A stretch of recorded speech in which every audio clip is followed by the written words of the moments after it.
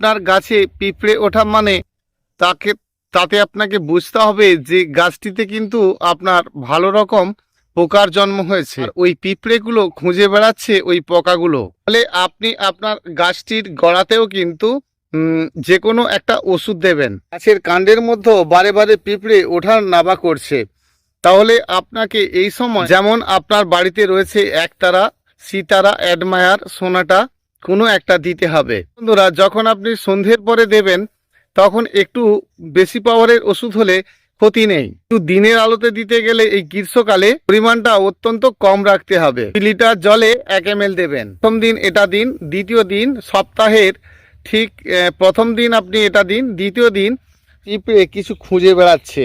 দেখুন, আমি কিন্তু খুঁজে পেয়ে গেছি।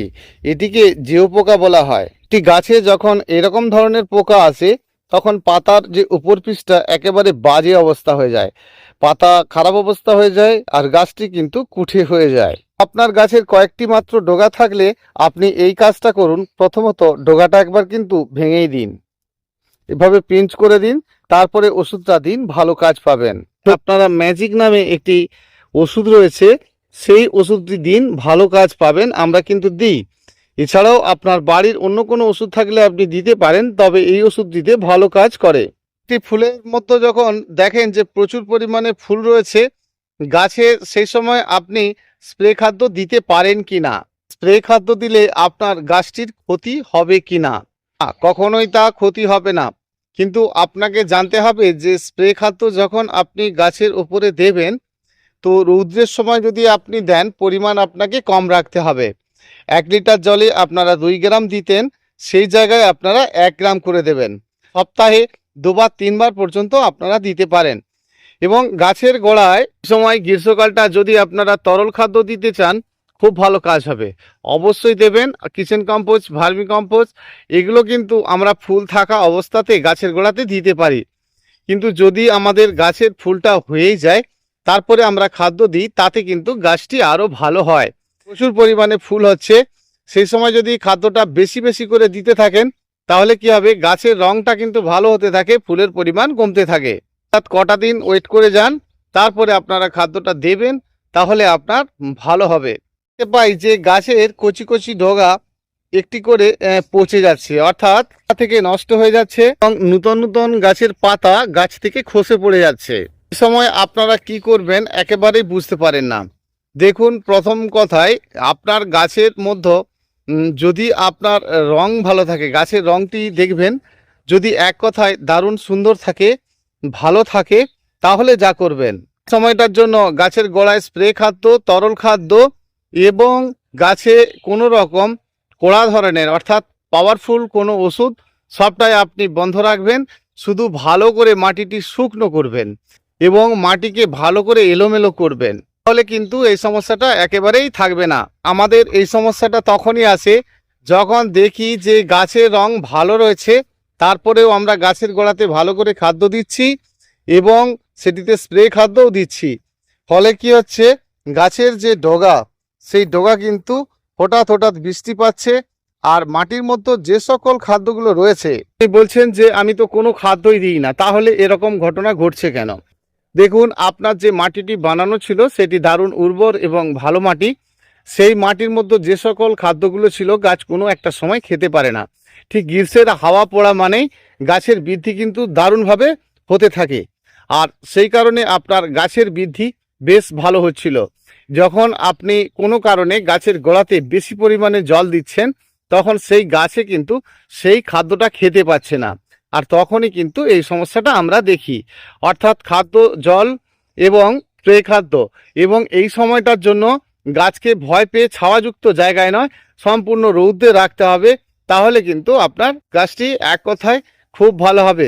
বিশেষ করে দেখা যায় জবা গাছে এই সমস্যা, বিশেষ করে দেখা যায় না ফুলের গাছে, তারপরে আপনার শিউলি ফুলের গাছে, আলামুন্ডা ফুলের গাছে, এগুলোতে একটু বেশি দেখা যায়। অপরাজিতা গাছের যখন বয়স হয়ে যায় আর তখন দেখেন যে পাতার অবস্থাটা খুবই ভালো নেই, অর্থাৎ ফুলের কুঁড়ির অসংখ্য কুঁড়ি দেখা দিয়েছে, কিন্তু গাছের যে রং একেবারেই ভালো নেই। অর্থাৎ আপনি কাটিংটা দিন, একবার দিয়েছেন হয়তো, আরও একবার দিন, তারপরে যে কোনো আপনি মাইট পোকার ওষুধ দিন। অর্থাৎ আপনার বাড়িতে যে সকল ওষুধগুলো রয়েছে, যেমন সোনাটা একতারা বললাম, কোনো একটা দিন আর আপনার গাছটি ফ্রেশ হয়ে যাবে। বন্ধুরা, পুষ্পশ্রী নার্সারি কলাঘাট, আমি কমল। আর আজকে কিন্তু এরকম ছোট ছোট টুকরো টুকরো কয়েকটা জিনিস জানবো। আর আমরা দৈনন্দিন জানি, ভিডিও দেখি কিভাবে আমাদের গাছের পরিচর্যাগুলো নিতে হবে। তবুও কিন্তু আজকে আপনাদের সঙ্গে এই নিয়ে একটু শেয়ার করছি যে গ্রীষ্মকালে আপনি আপনার গাছটিকে এক কথায় কিভাবে সুস্থ রাখতে পারবেন। আমার ফোন নাম্বার 9609456194। যদি দেখেন যে ঘাসপালা ফুটেছে, আপনারা অনেকেই ভয় পান যে এই সময় মাটিতে যে ঘাসগুলো রয়েছে সেগুলো পরিষ্কার পরিচ্ছন্ন করে দেবো কিনা। দেখুন, একেবারেই পরিষ্কার পরিচ্ছন্ন রাখবেন। শুধু তাই নয়, গাছের যে তলাভাগের পাতা পরিষ্কার পরিচ্ছন্ন রাখবেন। মাটিটিকে খুপড়ে দেবেন, মাটি শুকনো হলে তারপরে জলটা দেবেন। দেখবেন আপনার যে গাছের বৃদ্ধি আরও দারুণ হচ্ছে। আপনার একটি গাছ যখন ছাওয়াযুক্ত জায়গাতে থাকে, তখন আপনাদের গাছের গোড়াতে যখন বারে বারে আপনারা জল দিচ্ছেন, দেখছেন যে গাছের কাণ্ডের মধ্যে যখন দেখুন, আপনি ভাবছেন যে আমার গাছটি রৌদ্রেই আছে, তো আমরাও তো তাই ভাবছি যে আমাদের গাছ সমস্ত রৌদ্রে রয়েছে, যেখানে আমাদের সকাল থেকে সারাটা দিন কিন্তু রৌদ্র পায়। তারপরেও আমি আপনাকে বলছি, ভালো করে দেখলেই বুঝতে পারবেন, এই যে গাছগুলি দেখছেন এদের ভিতরের কাণ্ড বা মাটিতে এতটুকু রৌদ্র পাচ্ছে কি? পাচ্ছে না। সেজন্য মাটির মধ্যে ড্যাম্প অটোমেটিক তৈরি হয়ে যাবে। আর আমাদেরকে সেই জন্য গাছের পাতা যেমন পরিষ্কার পরিচ্ছন্ন রাখতে হবে, এবং এই যে কাণ্ডের মধ্যে একটা সবুজ স্পট আসা শুরু হয়, আর সেই সবুজ স্পট এসে এসে কিন্তু আমাদের গাছের কাণ্ডের মধ্যে কিন্তু একটা সবুজ স্পট আসা শুরু হয়। আর এটাকে সমাধান করার একটা সহজ রাস্তা রয়েছে, সেটা যেটার মধ্যে হয়েছে প্রবলেম বা যেটার মধ্যে হয় না। 5 লিটার জলে 1 টেবিল চা চামচের আপনারা যে কোনো ফাঙ্গিসাইড, সাব ফাঙ্গিসাইড, ব্যাবিস্টন ফাঙ্গিসাইড যাই থাকুক না কেন, সেটা কিন্তু একদিন দিয়ে গাছের গোড়াতে দেবেন এবং গাছে স্নান করাবেন। ঠিক 2 থেকে 3 দিন পর আপনারা যেটা করবেন, 100 গ্রাম চুন 10 লিটার জলে গুলে সেই জলটি আপনারা কিন্তু অবশ্যই দেবেন। আর যদি দেখেন যে বেশি পরিমাণে গাছের কাণ্ডের মধ্যে যে সবুজ সবুজ ভাব আসছে না, আমাদের এরকম কাণ্ডের মধ্যে রৌদ্র না পায়, যেটা সবার কার ক্ষেত্রে হয় আর সব গাছের ক্ষেত্রেই হয়, তো যখনই দেখবেন যে কাণ্ডের উপরে সবুজ সবুজ ভাবটা এসেছে, আপনারা এই চুনকে জলে গুলে মোটা করে তার প্রলেপটা কিন্তু এই কাণ্ডের মধ্যে দিতে পারেন, বা ফাঙ্গিসাইডকে সাপ ব্যাবিস্টন কোনো কিছু গুলে বেশ মোটা করে সেটা কিন্তু তার প্রলেপটা এই গায়ে একটা তুলি দিয়ে দিয়ে দেবেন। দেখবেন আপনার গাছটি এক কথায় ফ্রেশ হবে। কি যে হঠাৎ ভারী বৃষ্টিতে আমাদের গাছের একটা একটা কাণ্ড পচে যাচ্ছে, আর এটা কিন্তু এরপরে এই সময়টা এসেছে ঠিক গ্রীষ্মের মাঝামাঝি সময়। আর সেই মাঝামাঝি সময় থেকে কিন্তু আমরা দেখি এটা যে টবের মধ্যে দেখুন, এগুলো সব মাটির মধ্যে গাছ রয়েছে, সেই জন্য এই মাটিতে যে জলটা হচ্ছে আর কি, সেটা কিন্তু সব জায়গায় চারিয়ে যাচ্ছে, কিন্তু টবের ক্ষেত্রে তা চালাতে পারছে না। এখনই কিন্তু আমরা দেখছি যে একটি একটি করে গাছের ডাল কাণ্ড গোটা গাছই মারা যাচ্ছে। তো এক্ষেত্রে আমাদের যেটা করতে হবে বন্ধুরা, যে গাছের যদি এরকম অবস্থা দেখি, তাহলে সেই গাছের গোড়াতে খাদ্য নয়, গাছের গোড়ার মাটি শুকনো করা, পারলে কয়েকটি দিন ওই গাছটিকে বৃষ্টির জল না খাওয়ানো, কারণ গাছের শেকড় নষ্ট হবে এবং তারপরে গাছটির অবস্থাটা খারাপ হবে। তো যদি এরকম হয় তাহলে মাটি খুপড়ে দেবেন, শেকড় কাটিং করবেন, কয়েকটা দিন আপনি অন্তত 10টা দিন বৃষ্টির জল খাওয়ানো বন্ধ করবেন, আবারও গাছের নূতন শেকড় হয়ে যাবে। আর আপনি সম্পূর্ণ রৌদ্রে খোলা আকাশের নিচে রাখবেন, কোনো রকম কিন্তু সমস্যা হবে না। এইভাবে যে এই সময় একটা খাদ্য দিলে তাহলে বোধহয় গাছটা ঠিকই হবে। দেখুন, এটা খাদ্য দেওয়ার জন্য নয়, খাদ্য থেকে বা মাটির মধ্যে যে সকল খাদ্যগুলো ছিল, যখন অতিরিক্ত জল টবের মধ্যে থাকবে, আর তখনই কিন্তু হালকা হালকা করে সবুজ স্পট আসা শুরু হবে। ফলে কি হবে, যে মাটি এমনি তো আপনাদের মাটি অতিরিক্ত হালকা, কারণ সেই জন্য আমরা যারা গাছ করি সব সময় আমরাও কিন্তু ফুল গাছ 30% বালি মেখে বা প্লেন মাটিতে যদি গাছ করি আমাদের দারুণ হবে। পরবর্তী অবস্থায় আমরা খাদ্য, কিচেন কম্পোস্ট, ভার্মি কম্পোস্ট, এটা আপনারা জেনেছেন, সবটাই দেব।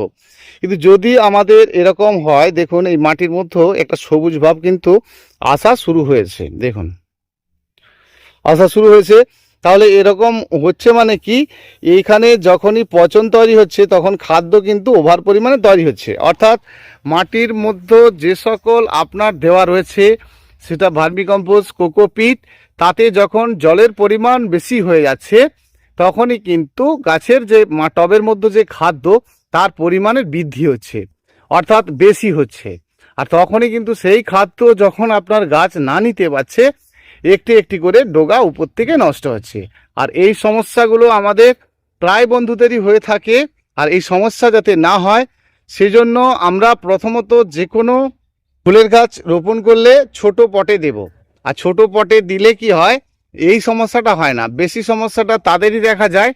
তো ভার্মিকম্পোস্ট, কোকোপিট মাখানো রয়েছে এবং একটি বড় রকম টবে দেওয়া রয়েছে। হঠাৎ করে ভারী বৃষ্টি, তারপরে গাছের টবের মধ্যে জল ধরে যাওয়া, আর তারপরে কিন্তু গাছের ক্ষতি আপনারা দেখলেই বুঝতে পারবেন। এখানে বেশ কয়েকটি বোগেনভিলিয়ার গাছ বসিয়েছি আমি। তো তার মধ্যে একটি গাছ ঝিমোনো শুরু হয়েছে। কেন হচ্ছে না, ওর যে টবের যে মাটি, সেই মাটিকে কিন্তু আমরা যদি শুকনো না করি আর এটাকে যদি আমরা আবার ছাওয়াযুক্ত স্থানে করে দিই ঝিমোচ্ছে দেখে, তখনই কিন্তু আরও ক্ষতিটা হয়ে যাবে। অনেক গাছই রয়েছে যারা কিন্তু কম্প্যাক্ট মাটি পছন্দ করে। অর্থাৎ এই যে পদ্ম গাছটি দেখছেন, এর যে মাটি অর্থাৎ যে পাঁক, মানে মাটিটি পচে পচে সেটি পাঁকে রূপায়িত হওয়া, আর সেটি যখন আমরা দেখি, এটা পদ্ম গাছ দেখে বুঝছি না, সব ধরনের গাছের ক্ষেত্রে কিন্তু আপনাকে এটা ভাবতে হবে। মাটি যখন কম্প্যাক্ট থাকবে সেই মাটিতে গাছের শেকড়ের পরিমাণ মানে নষ্ট হওয়ার সম্ভাবনাটা অনেক কম থাকবে। তখনই আমরা দেখি যে মাটি যখন কম্প্যাক্ট, তার প্রমাণ হয়ে যায় কি একটা একটা গাছের লম্বাটে লম্বাটে ডাল হয়। দেখুন আমাদের গাছের যে রং, কোনোটার কি খারাপ রং রয়েছে, কারণ এটা হচ্ছে ইটেল মাটি। মাটি এতটুকু হালকা মাটি নয়। বেশ কিছু গাছ রয়েছে যারা একেবারেই কিন্তু হালকা মাটি পছন্দ করে না। কিন্তু হালকা মাটি না পছন্দ করলেও আমরা খাদ্য হিসাবে এমন কিছু হালকা জিনিস আমাদেরকে দিতে হবে, যেটা কিন্তু আপনার ভার্মিকম্পোস্ট, কোকোপিট, কিচেন কম্পোস্ট, এটা সকল ধরনের গাছের জন্য অত্যন্ত জরুরি। আর আপনারা এইগুলোকে দেওয়ার প্রসেসটা একটু বদলিয়ে দিন। আচ্ছা, রোপণের সময় কিছু নাই দিয়ে যদি আপনারা গাছ রোপণের পর, মানে যেই দিন রোপণ করলেন সেই দিন থেকেই যদি আপনারা দিতে থাকেন, কখনোই আপনাদের কোনো গাছেরই রং কিন্তু খারাপ থাকবে না। তাহলে আমরা গাছে ভার্মিকম্পোস্ট, কোকোপিট এগুলো প্রত্যেক সপ্তাহে অন্তত 2 বার, 3 বার, 4 বার, 5 বার পর্যন্ত, বা আমরা এভরিডেও কিন্তু এর জল 3 দিন, 4 দিন, 5 দিন করে ভেজাবো। আর তারপরে কিন্তু আমরা ওই জলটি আমাদের গাছের গোড়াতে দেব। গাছের যখন ফুল প্রচুর হয়, সেই গাছটিকে ফুল শেষে যখন কাটিং দিই, যেমন আমাদের গাছ গ্রোথ হয়, গাছ দেখে এক কথায় কিন্তু আমাদের ভালো। কাটিং দেওয়ার পরে ডগা বেরোলেই কিন্তু খাদ্য দিই। আপনাদেরকেও তাই বলবো যে আপনারাও তাই করুন। তো গাছের ফুল শেষ হলে তবেই না আপনি কাটিং করবেন। তো আমরা যখন খাদ্যটা দেব, সপ্তাহে 2 বার, 3 বার, 4 বার, 5 বার পর্যন্ত দিতে পারি।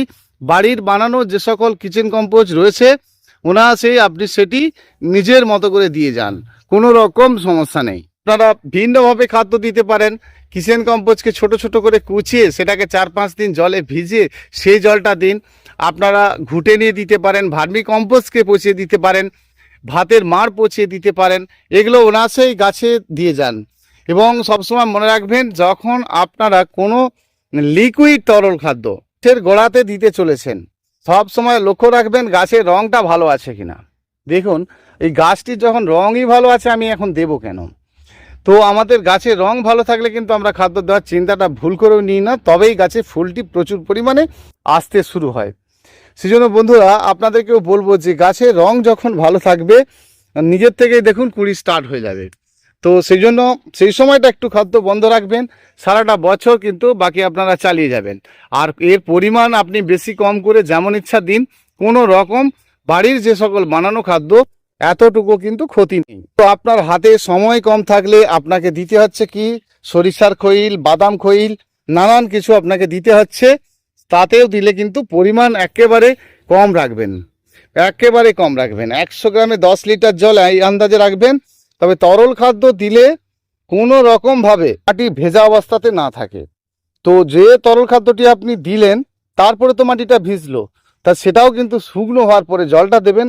একেবারে এক কথায় আপনি আপনার গাছের যে রং, গাছের যে ফুল অজস্র পরিমাণে তবেই কিন্তু আপনি পাবেন। এই যে টিকোমা গৌরীচরী ফুলের গাছটি দেখছেন, এই গাছটির খাদ্যের খুব দরকার আছে।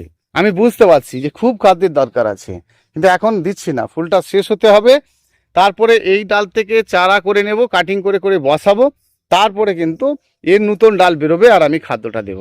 দিলে কিন্তু দারুণ সুন্দর হবে। গাছে খাদ্যের পর খাদ্য চাপিয়ে গেলে হবে না, সেই খাদ্য দিলাম, গাছের নতুন ডাল শাখা বেরোলো, বৃদ্ধি হলো, তারপরে আমরা কিন্তু খাদ্য বন্ধ রাখবো। গাছ যখন বারে বারে খেতে থাকে তার পাতা বড় বড় হয়ে যায়, সেই গাছের ডাল শাখা কমে যায়। তো সেই জন্য আমাদেরকে খাদ্য একটু বন্ধ রাখতে হবে এবং খাদ্য বন্ধ রেখেই ডগাটিকে পিঞ্চ করে দিতে হবে। অজস্র গাছ থেকে ডালে ভরা, একেবারে পাতায় পাতায় কিন্তু একেবারে গাছটি গোলগাল হয়ে যাবে, সুন্দর দেখতে হবে। অর্থাৎ গাছের যে সৌন্দর্যতা সেটা কিন্তু আমরা নিজেরাই বুঝতে পারবো যে গাছ এক কথায় দারুণ হয়ে গেছে। বন্ধুরা, আজ এইটুকুই, দেখা হচ্ছে পরের ভিডিওতে। অসংখ্য অসংখ্য ধন্যবাদ সকল বন্ধুদের।